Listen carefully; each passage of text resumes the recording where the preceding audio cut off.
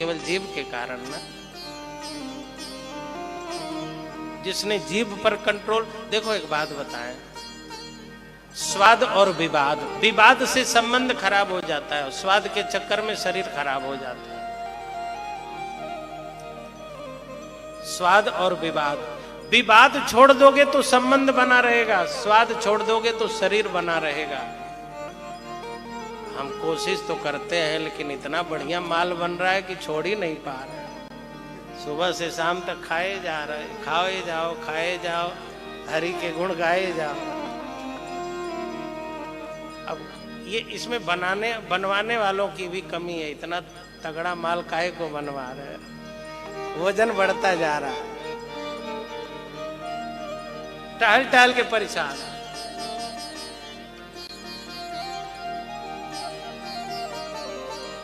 राजा ने सुनीति से कहा तू दिन रात बताती है ये मत करो ये मत करो ये मत करो, हमें तुम्हारी बात अच्छी नहीं लगती है, निकलो यहाँ से, हमसे बात मत करना।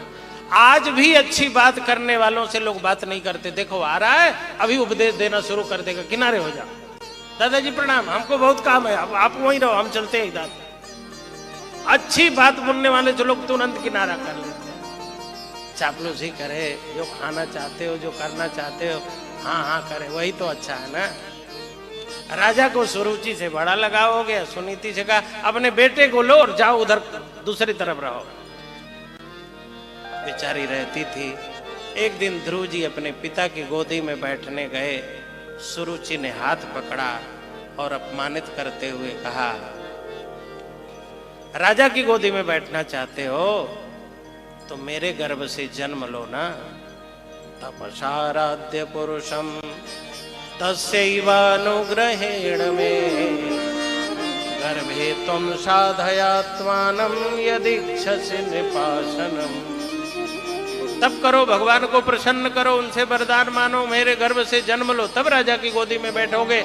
भले तुम सुनीति के पुत्र हो, सुनीति राजा की पत्नी है, लेकिन मेरे पुत्र बनोगे तब गोदी में बैठ पाओगे। जाओ यहां से, भाग जाओ। अब रोता हुआ बालक माँ के पास आया।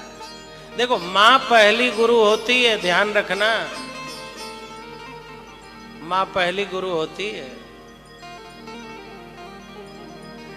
माँ ने जो संस्कार दे दिया वही बच्चे के जीवन में 70% रहता है। एक खेत में गेहूं धान होने के लिए एक किसान की क्या भूमिका है? जोत देना, बीज बो देना, पानी डाल देना। एक बच्चे के जीवन में, बेटी बेटे के जीवन में एक पुरुष की उतनी ही भूमिका है। बस 70% भूमिका एक नारी की होती है। रावण के पिता तो मुनि थे, मां गड़बड़ थी तो बेटा रावण बन गया। प्रहलाद के पिता हिरण्यकश्यप तो दैत्य था, मां कयाधु अच्छी थी तो बेटा भक्त बन गया। मां जैसी बेटा बेटी वैसे। किसी संतान को देख लो, यदि अच्छी संतानें हो तो समझ लेना मां ही अच्छी है। पिता से कोई संतान अच्छी नहीं होती, मां से। अब जब ध्रुव रोने लगे 5 वर्ष के बालक, तो मां कह सकती थी डंडा उठाओ जाके खोपड़ी तोड़ाओ, तो ध्रुव जी भक्त न बनते, गुंडा बदमाश बनते। लेकिन मां ने क्या सुंदर उपदेश दिया। मां मंगलम तात परे सुमंस्था भुंक्ते जनो यत् पर दुख दस्तत। बेटा इस दुनिया में, इस संसार में जो भी दुख भोगा जा रहा है वो अपने कर्मों का फल है। तुम्हारी सौतेली माँ ने जो तुम्हारा अपमान किया हो तो निमित्त बन के अपमान की है, तुम्हारे कर्मों के कारण तुम्हारा अपमान हुआ है। इसमें तुम्हारी सौतेली मैया का कोई दोष नहीं। लेकिन बेटा तुम पिता की गोदी में क्यों बैठने गए? कल को मर जाएंगे तब तू कहां बैठेगा? बेटा पिता का गोद तो खाली होने वाला है, लेकिन एक गोद है जहां कभी खाली नहीं होता। ध्रुव जी ने कहा वो कौन है माँ, बताओ उसी की गोदी में बैठूं? तो कहा वो परम पिता की गोदी है, चाहे जितने लोग बैठे वो गद्दी कभी खाली नहीं होती। मीरा जी से किसी ने कहा ब्याह नहीं करोगी, राणा जी से तो कहा ऐसे बर को क्या बरूं जो जन्मे मर जाए, बर बरिए गोपाल जू जासो चुड़ लो अमर हो जाए।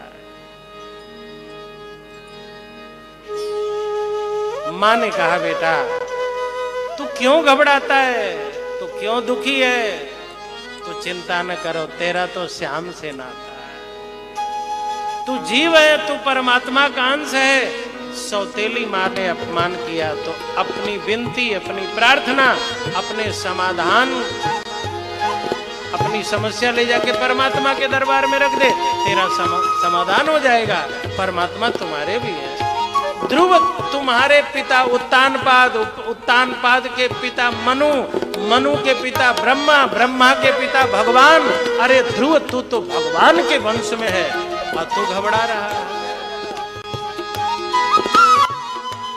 क्यों घबराऊं मैं, मेरा तो श्याम से नाता